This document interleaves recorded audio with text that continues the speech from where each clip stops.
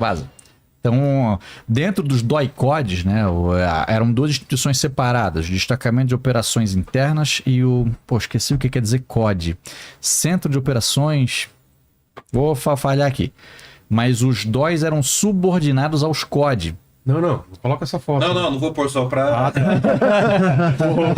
A monetização já era, acabou. Tá.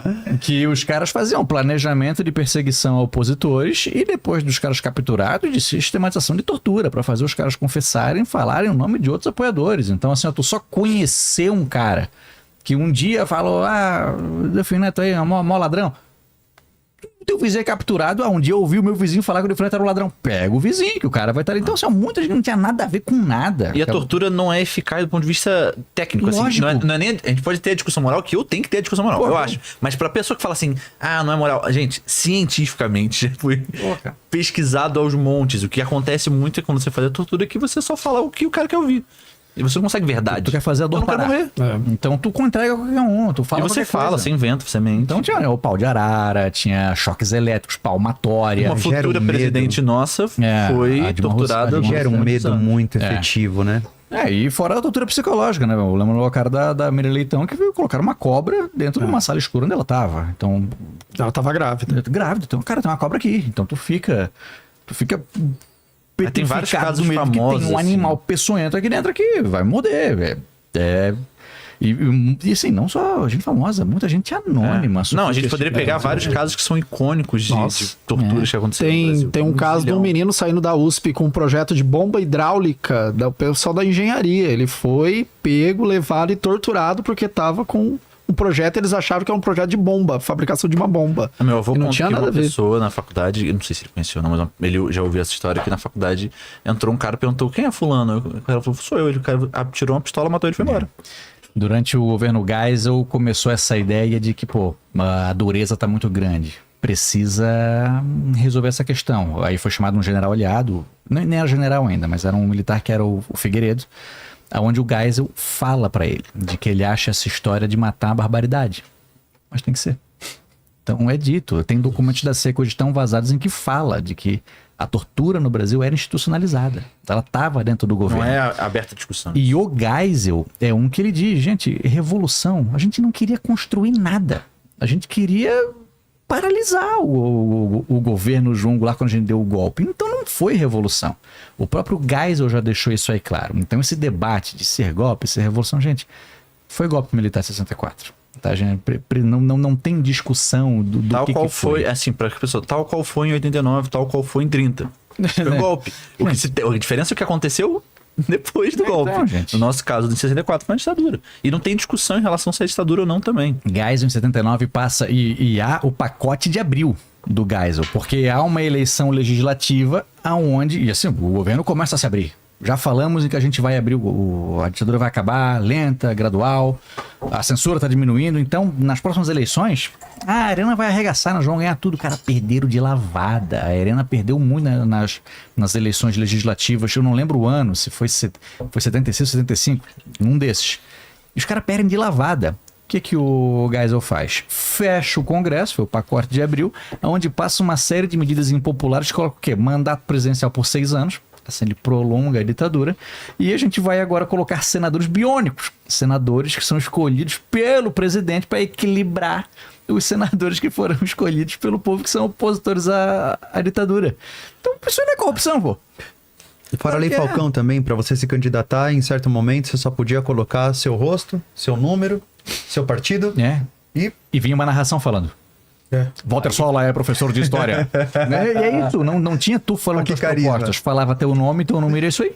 E é nessa época também, nesse final da ditadura, que começam a ter os embriões dos futuros partidos políticos e das futuras figuras políticas. Muito legal falar isso. A figura política, por exemplo, que a gente tem hoje, que é a grande figura política do Brasil, você gostando dela ou não, que é o Lula, ele surge com o final da ditadura militar, com as greves do ABC. Ele é o grande chefe sindical, que foi a maior greve na década de 80, e aí depois ele começa um processo de luta pela anistia, e aí não a anistia dos militares, a anistia de quem estava fora no exílio, e aí ele vai começando a ganhar uma projeção política ali. E aí ele vai se juntando com alguns outros intelectuais, junto com Paulo Freire, junto com Leonardo Boff, umas outras figuras, E eles pensam na criação, quando se abrisse, de um futuro partido político, que seria o Partido dos Trabalhadores. Aí tem o Partido dos Trabalhadores. O Brizola, quando acaba o processo, ele também cria um projeto que na ideia dele era um trabalhista inspirado no PTB que ele era antes, ele cria o PDT. O MDB, quando acaba o partido, ele vira o PMDB, que hoje voltou a ser MDB. Tem vários partidos que vão surgindo nessa esteira aí. Tinha que ter partido no nome. Tinha que ter partido no nome. E aí você vai tendo vários partidos que vão começando a surgir, que são partidos famosos, e as figuras políticas famosas de hoje, uma boa parte, começa a ganhar projeção e começa a surgir ali na história ali. E o partido da ditadura, que era o Arena, se disfarçou de PSD ali, ó. Você não viu nada, agora eu sou PSD. Aliás, PDS. Em 79 entra o Figueiredo, que seria o último general a governar o Brasil. Finalmente. Até 1985. Ele assume sabendo que ele vai ser o último presidente da ditadura. 6 anos, porque foi estipulado o aumento do mandato, mas a bomba explodiria no colo dele. Então, por que bomba? Porque havia muitos militares que, estavam contrários a essa história de que devolver o poder para os civis. Que absurdo é esse? É necessário criar um inimigo. Qual? A luta armada já tinha acabado. Então, o que os caras fizeram no Rio de Janeiro? No dia de uma celebração do Dia do Trabalhador, ia ter um grande evento, show musical, artistas de renome nacional, no Rio Centro. E os caras iam colocar uma bomba. Também não dá pra mostrar essa imagem, gente. Também não dá. Eles iam colocar algumas bombas para explodir no Rio Centro e iam acusar a oposição. Os caras eram tão desastrados que a bomba estourou dentro do carro no colo de um dos caras. Esse cara já era. O cara do lado sobreviveu, saiu com as tripas do lado de fora, assim. E aí o governo, isso aí é obra dos comunistas. Cara, mas não tinha como esconder. Não deu. Tacaram a bomba dentro do carro. Gente, que comunista, ninguém viu nada aconteceu. Depois teve gente que disse que viu. Não, eu vi esses caras num restaurante planejando alguma coisa. Viram os caras anotando em placa VPR, Vanguarda Popular Revolucionária. VPR nem existia mais. Então, claramente, aquilo foi obra de militares do governo, que já haviam explodido bancas de jornal que vendiam jornais opositores, mandaram uma carta bomba para a OAB, explodiu na mão da secretária, matou a mulher. Então, atentados de militares já eram comuns. E aí, esse atentado, o atentado do Rio Centro, foi um fracasso retumbante, foi a bomba que estourou no colo dos militares. Diga só, a gente não tem que seguir. E essa ideia de luta armada nunca foi popular. Se tornou agora popular a ideia de a gente derrotar os militares pela via política. Redemocratização. A galera começou a vestir as cores da bandeira como um ato patriótico contra a ditadura. Que utilizava a bandeira como símbolo de propaganda. Então, usar as cores do nacionais, o verde e o amarelo, agora se tornou popular para lutar contra a ditadura. E aí a gente viu vários movimentos. E começou o movimento das diretas já, que no começo não deu certo. Assim, é bonito, lindo, mas as diretas que eles queriam não rolou, porque a eleição foi indireta. Esse movimento de direta já foi proposto por um deputado do Mato Grosso, se eu não me engano, o Mato Grosso do Sul. Dante de Oliveira. Ele mesmo. Porra, tu sabe o nome dos caras. Cara, eu sou geógrafo, mas eu vou pescando aqui. Os militares, assim, causaram uma grande... Teve um grande movimento político. Aí depois virou uma aliança, uma frente... Surgiu o movimento da Frente Ampla junto com as diretas já. Então foi a ideia de, assim...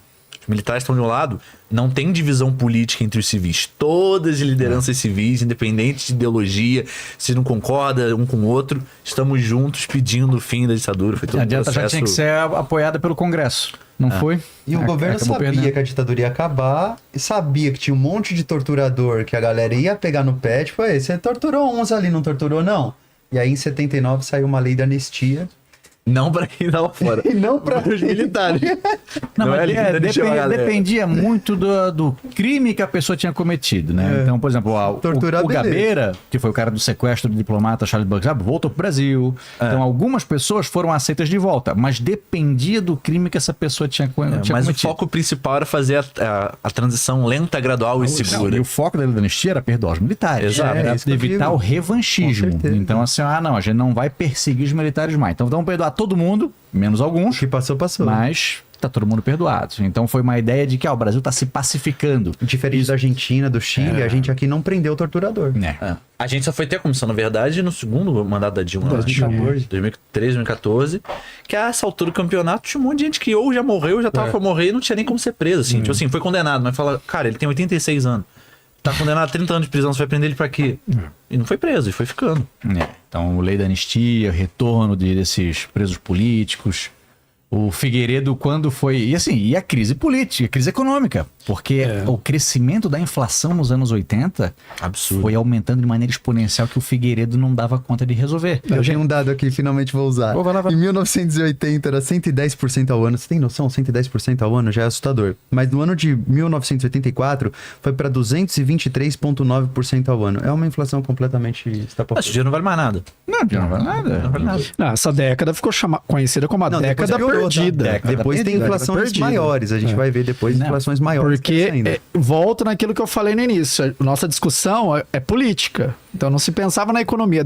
Vamos resolver isso, né? Fazer essa transição, diretas já. Depois que a gente resolver isso, aí vamos pensar na economia. E nisso, tudo em frangalhos. Porque também o objetivo da galera do governo era muito mais de agradar os interesses particulares dos seus colegas do que cuidar da economia nacional como um todo. E aí nesse debate, assim, aí a ditadura, mas e o PIB, né? Mas e a inflação? E acho que depende de cada um. Você vai escolher o índice que melhor favorece sua narrativa. Então, se Eu você sou gosta da defensor ditadura, do você vai famoso escolher não se come PIB. Eu gosto de um dado que é o Não se come de quem PIB. que tá vivendo com até $1 por dia, né? Em 77, tinham 17 milhões de brasileiros vivendo com até $1 por dia. Em 83, só 6 anos depois, foi para 30 milhões de brasileiros vivendo com $1 por dia. Então, para mim, isso é um dado importante. Eu não quero pessoas no meu país em estado de miséria. Porque Pra o mim, PIB isso é uma tem aquele prioridade. exemplo que, assim, produto interno bruto, se eu tenho 1 milhão, você tem 0, na média tem meio milhão. Então, aí que Eu não tenho meio milhão, eu tenho 0. Aí que tá. O PIB pode Ele nos não, iludir. ele não leva em conta a Tem o PIB desigualdade absoluto social, e o PIB per capita. né? Exatamente. Então, o PIB Nunca absoluto coloca é um o per número... capita pra você ver, porque você vai ficar tão Ó, triste com o dinheiro que estão te levando. Até 2050, as três maiores economias do mundo vai ser China, Índia e Estados Unidos. Mas a gente está falando de PIB total. E aí, se a gente olhar para a Índia, se a gente for pegar o PIB per capita, é mínimo. Aham. Né? Então, tem que analisar os indicadores econômicos de Dados acordo não com... dizem nada se você não analisa eles. Isso. É muito legal.